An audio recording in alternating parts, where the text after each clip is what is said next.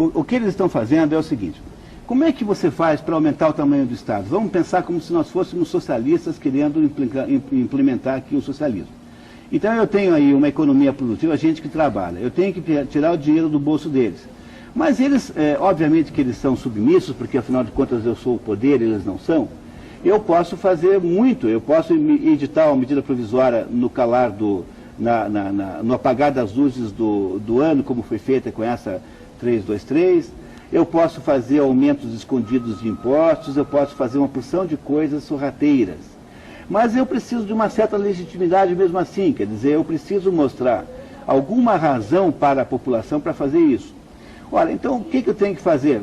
Qual é a estratégia fundamental que você e eu usaríamos caso estivéssemos no lugar deles? Nós temos que criar a ideia de que todo mundo na sociedade é inimigo de todo mundo. Porque se todo mundo é o mundo, então tem que ter alguém que faça uma espécie de arbitragem dessas inimizades. Essas inimizades têm que ser arbitradas por alguém, e esse alguém é o Estado. Então, como é que eu faço isso? Eu crio, por exemplo, um incentivo absolutamente sem cabimento a todas as reivindicações de minorias. Eu crio a ideia de que os pretos são inimigos dos brancos, ou o contrário.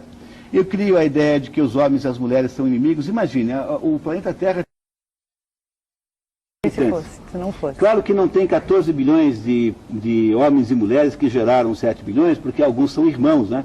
Então, deve haver pelo menos um pouco mais do que 7 bilhões de homens e mulheres que já existiram e que produziram esses 7 bilhões de habitantes que tem hoje.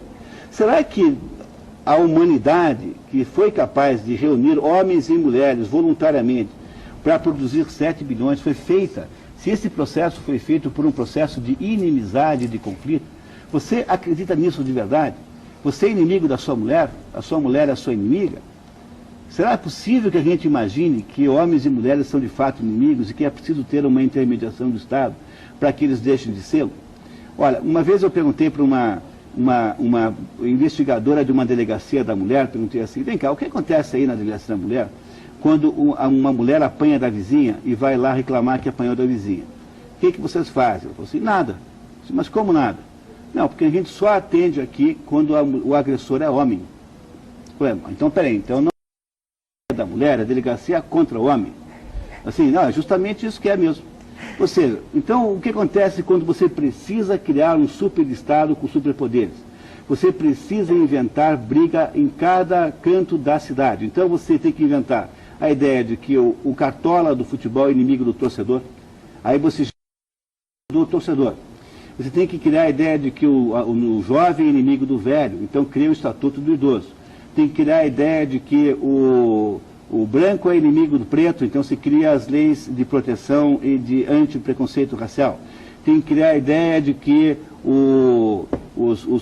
os patrões são inimigos dos empregados, daí tem que criar a justiça trabalhista e mais o PROCON e não sei o que o consumidor é inimigo do patrão. Então, como é que é feito isso?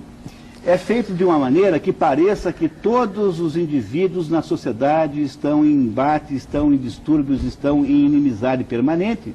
E como todo mundo então não para de brigar, quem é que aparece para resolver o problema? É o sacrosanto Estado, que aparece então com seus mecanismos repressores, e que para que possam existir precisam ser financiados pelo dinheiro da gente mesmo, e que diz assim: não, eu que sou Estado, eu sei melhor como faz para lidar com a relação homem e com mulher. Então, para você compreender bem o que é que significa esse conjunto extraordinário de legislações ditas de natureza social, são simplesmente uma armadilha que estão pondo no seu trajeto, que é financiada com o seu dinheiro para controlar tudo. Não aceite uma coisa dessas. O Estado não tem que se envolver em assuntos privados. Se tem algum empresário que não atende bem a você, faça a única coisa que você pode fazer: não compre mais. Conte para todo mundo que trata-se de uma empresa vigarista e picareta. Mas não vá correndo pedir licença, ajuda para a polícia. Isso é bobagem. Se uma mulher recebeu uma cantada de um homem, faça como toda mulher fez até hoje. Coloque-se na sua posição de superior, de poder sobre os homens e não dê a mínima. Agora, eu acho inacreditável isso. As mulheres, que uma mulher comum tem um controle absoluto sobre qualquer homem. É claro, pode ter um outro maluco que é incontrolável. As mulheres mandam na relação, estabelecem um enredo Agora uma mulher levou uma cantada, ela vai correndo pedir ajuda para a polícia. Vocês já imaginaram que país ridículo que é esse que nós estamos criando? Nós estamos infantilizando todo mundo. Como é que você infantiliza todo mundo? Você cria a ideia maluca de que todo mundo é inimigo de todo mundo, e aí traz o Estado plenipotenciário que agora, em vez de produzir produtos físicos, em vez de andar na economia, fica tentando controlar o que nós falamos, o que nós dizemos, a nossa alma, o nosso espírito, o nosso coração. Vocês acham que isso é pouco totalitarismo? É muito melhor pegar os milicos autoritários, porque esses milicos não querem conquistar a sua mente, não querem produzir o teu enredo. Eles não querem que você veja o filme X ou Y, mas eles não querem que você pense de outro jeito. Essa situação que nós vivemos hoje é de um totalitarismo típico daquilo que Orwell escreveu em 1984. É uma espécie de Big Brother que sabe tudo o que você diz, sabe tudo o que você lê, tudo o que você escreve. Daqui a pouquinho está o governo olhando a internet com o direito de entrar no mérito das suas mensagens, e essa gente então fica controlando você com o seu próprio dinheiro. Esse é o problema fundamental que nós precisávamos, contra o qual nós tínhamos que nos rebelar um pouco, pelo menos a gente tinha que ficar chateado com isso.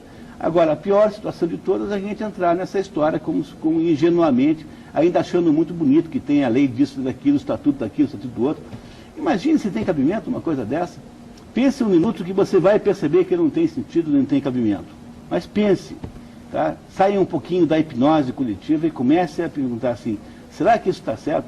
Faça a mesma coisa que você pode estar fazendo comigo agora, com o conjunto das regras que estão hoje aí atuando para criar a sociedade do jeito que ela é.